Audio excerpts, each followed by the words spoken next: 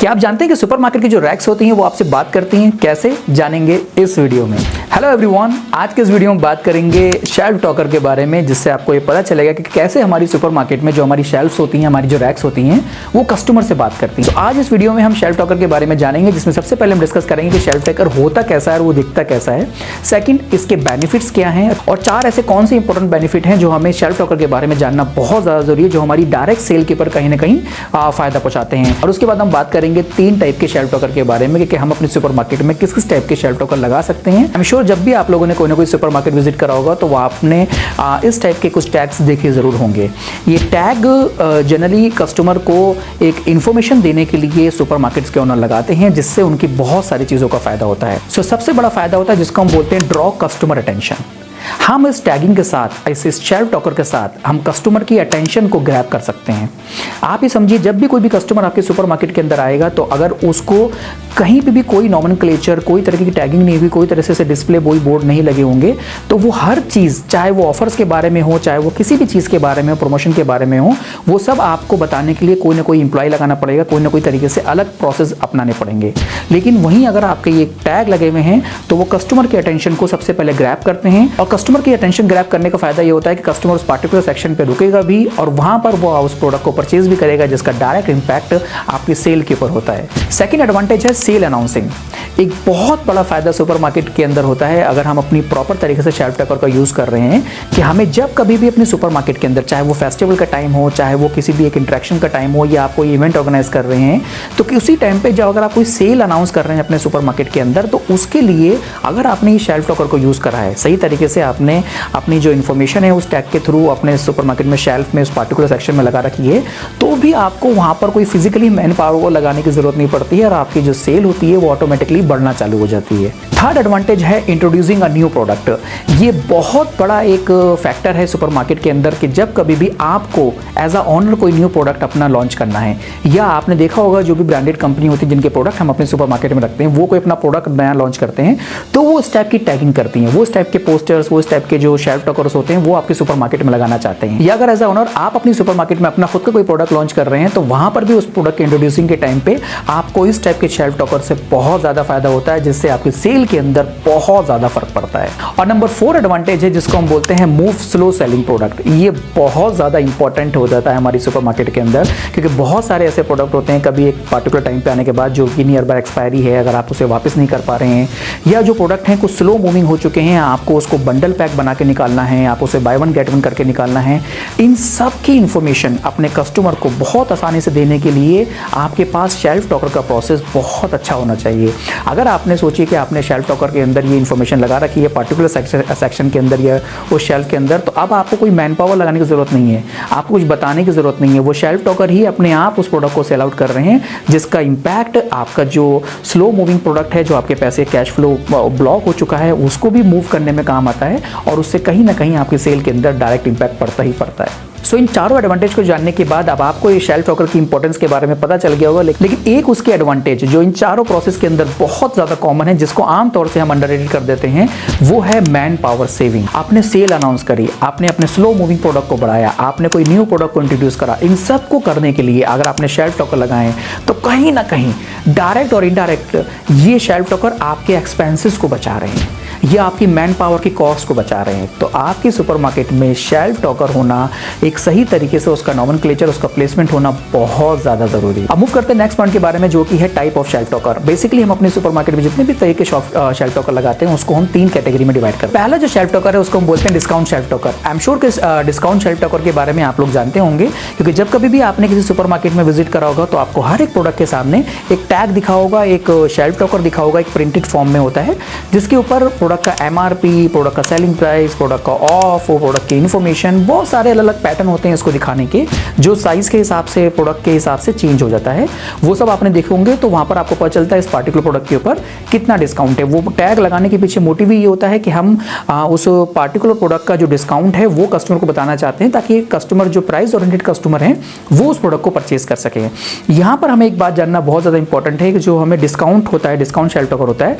उसके ऊपर हम डिस्काउंटिंग जो है वो वो दो तरीके से दिखा सकते हैं, एक परसेंटेज के हिसाब से और दूसरा रुपीस डिस्काउंट के हिसाब से, मतलब पैसों के डिस्काउंट के हिसाब से। ये बहुत डिटेल का टॉपिक है, लेकिन यहाँ पर मैं आपको बता देता हूँ, एक इन्फॉर्मेशन दे देता हूँ कि जो परसेंटेज का डिस्काउंट है कि 20% ऑफ, 30% ऑफ जो हम डिस्काउंटिंग दिखाते हैं अपने प्रोडक्ट के ऊपर, वो कहाँ पे आनी चाहिए, या फिर 10 रुपीज़ ऑफ, 20 रुपीज़ ऑफ, वो हमारा कहाँ पर आना चाहिए। देखिए, अगर पार्टिकुलर कोई ऐसा प्रोडक्ट है जिस प्रोडक्ट के ऊपर आप प्राइस में बहुत कम वैल्यू शो कर रहे हैं, जैसे फॉर एग्जाम्पल के तौर पर कोई प्रोडक्ट है जिसकी वैल्यू 10 रुपये है, MRP 10 रुपये है, और उस 10 रुपये वाले प्रोडक्ट के ऊपर आप 1 रुपये का डिस्काउंट देते हैं, 2 रुपये का डिस्काउंट दे रहे हैं, मतलब आप उसके ऊपर लिख रहे हैं कि 2 रुपीज़ ऑफ, 1 रुपीज़ ऑफ, तो वो जो ये डिस्काउंट शेल्फ टॉकर है वो कस्टमर को कहीं भी अट्रैक्ट नहीं करेगा। वहीं अगर आप परसेंटेज का यूज़ करेंगे इस पार्टिकुलर प्रोडक्ट के लिए कि 10% डिस्काउंट, 20% डिस्काउंट, तो आप क्या कर रहे हैं, कस्टमर की साइकोलॉजी के साथ खेल रहे हैं। आपने करा सेम काम, आपने 10 रुपये के ऊपर 2 रुपये का ही डिस्काउंट दिया, 8 रुपये का प्रोडक्ट आप बेचना चाहते हैं, लेकिन आप वहाँ पर 2 रुपये रुपीज़ में डिस्काउंट नहीं शो कर रहे हैं, वहाँ पर आपने 20%, क्योंकि अगर 10 रुपये का प्रोडक्ट है वो अगर 8 रुपये का बेच रहे हैं तो 20% का आप डिस्काउंट दे रहे हैं, तो वो चीज़ कस्टमर को ज़्यादा अट्रैक्ट करेगी। वहीं अगर कहीं आपको कोई प्रोडक्ट है जो कि हाई वैल्यू का है और उसके ऊपर आप 50 रुपीज़, 100 रुपीज़, 200 रुपीज़ डिस्काउंट देना चाह रहे हैं, वहाँ पर आप परसेंटेज अगर दिखाएंगे तो वो कम दिखेगा, वहीं अगर आप रुपीज़ में दिखाएंगे तो वहाँ पर वो डिस्काउंट ज़्यादा दिखता है। इसका अगर मैं एग्जाम्पल से आपको समझाऊँ तो अगर फॉर एग्जाम्पल आप अपने सुपर मार्केट के अंदर कोई बिस्किट का पैकेट बेच रहे हैं जो कि 20 रुपये का है या 15 रुपये का, उसके ऊपर आप चाहते हैं डिस्काउंट देना, जनरली नहीं देना चाहिए, लेकिन अगर आप देना चाह रहे हैं तो आपने देखा होगा सुपर मार्केट जो ओनर होते हैं वहाँ पर वो परसेंटेज में डिस्काउंट लिखते हैं, क्योंकि वो मार्जिन जो है वो बहुत कम 2-3 रुपये का होता है जो कस्टमर को अट्रैक्ट नहीं करता है। सेम अगर आप जा रहे हैं डायपर के सेक्शन के अंदर, वहाँ डायपर है जो कि 1000 रुपये का प्रोडक्ट है, 800 रुपये का प्रोडक्ट है, सो वो परसेंटेज में कमाएगा, लेकिन वहीं अगर आप दिखाएंगे 200 रुपीज़ ऑफ, 300 रुपीज़ ऑफ, तो वो कस्टमर की साइकोलॉजी को ज़्यादा अट्रैक्ट करता है। सेकंड टाइप का जो शेल्फ टॉकर होता है जो हम अपने सुपर मार्केट में यूज़ करते हैं उसको हम बोलते हैं प्रोडक्ट ब्रांडिंग शेल्फ टॉकर। इसके बारे में भी हमने बात भी करी है कि अगर आपको अपना कोई न्यू प्रोडक्ट लॉन्च कर रहे हैं, उस प्रोडक्ट के बारे में आप कुछ ब्रांडिंग करना चाहते हैं, आप किसी भी प्रोडक्ट के बारे में कुछ नया इंफॉर्मेशन कस्टमर को देना चाहते हैं, उस जगह पे आपको ये जो प्रोडक्ट की ब्रांडिंग वाला शेल्फ टॉकर है वो लगाना आपके लिए बहुत ज़्यादा ज़रूरी है। साथ साथ ऐसा भी होता है कि पार्टिकुलर कैटेगरी को हमें दिखाना है, हमें कस्टमर को बताना है कि ग्रोसरी का सेक्शन कहाँ है, हमें कस्टमर को बताना है कि पार्टिकुलर रेपेलेंट का प्रोडक्ट सेक्शन का प्रोडक्ट कहाँ मिलेंगे। और थर्ड टाइप का जो शेल्फ टॉकर हम अपने सुपर मार्केट में यूज़ करते हैं जिसको हम बोलते हैं प्रमोशन शेल्फ टॉकर। ऑब्वियसली नाम से ही पता चल रहा है कि ये वो शेल्फ टॉकर होते हैं कि जहाँ पर हम अपने सुपर मार्केट में कोई प्रमोशन के बारे में अपने कस्टमर को बताना चाहते हैं। फॉर एग्जाम्पल आपको अपनी सुपर मार्केट में जो स्लो मूविंग प्रोडक्ट है उसको निकालना है, आपको अपने सुपर मार्केट के अंदर बाय वन गेट वन के ऑफर लाने हैं, आपको कोई न्यू प्रोडक्ट लॉन्च करना है, इन सब के लिए आप ये जो शेल्फ टॉकर है उसका यूज़ कर सकते हैं। सो आई एम श्योर कि आपको शेल्फ टॉकर के बारे में कंप्लीट इन्फॉर्मेशन मिल गई होगी, लेकिन अब आपको एक चीज़ समझना और बहुत ज़्यादा इंपॉर्टेंट है, वो है इम्प्लीमेंटेशन। जितना ये आसान लगता है ना शेल्फ टॉकर का प्लेस करना ब्रांडिंग के लिए, प्रोडक्ट के प्रमोशन के लिए, प्रोडक्ट के डिस्काउंटिंग के लिए, मैं आपको बताना चाहता हूँ ये उतना ही डिफिकल्ट और उतना ही एक प्रोसेस मेकिंग वाला टास्क है, क्योंकि आपको ये समझना बहुत इंपॉर्टेंट है कि आपके सुपर मार्केट के अंदर जो प्रोडक्ट हैं वो डेली बेसिस पे आएंगे। डेली बेसिस पे बहुत सारे वेंडर का सामान आता है, डेली बेसिस पे जो सामान आता है उसके कहीं ना कहीं जो उसकी MRP है वो चेंज होगी, उनके सेलिंग प्राइस चेंज होगा। पिछली बार आपने किसी और रेट पे माल परचेस करा था, आप किसी और रेट पे आप माल परचेस कर रहे हैं, उसके हिसाब से आपके प्राइस चेंज हो रहे हैं, सेलिंग प्राइस चेंज हो रहे हैं, क्योंकि जब लगातार प्रोडक्ट आएंगे तो उसके लगातार जब प्राइसेस चेंज होंगे तो उसी हिसाब से आपको सिस्टम में भी प्रोडक्ट के प्राइस और बाकी सब चीज़ें चेंज करनी है, और सेम टाइम पे आपको शेल्फ टॉकर भी चेंज करना है। इस प्रोसेस को सीमलेसली कैसे चलाया जाता है, किस तरीके से ये सारे प्रोडक्ट आने के बावजूद भी कस्टमर को प्रॉब्लम हो, कहीं ऐसा ना हो कि कस्टमर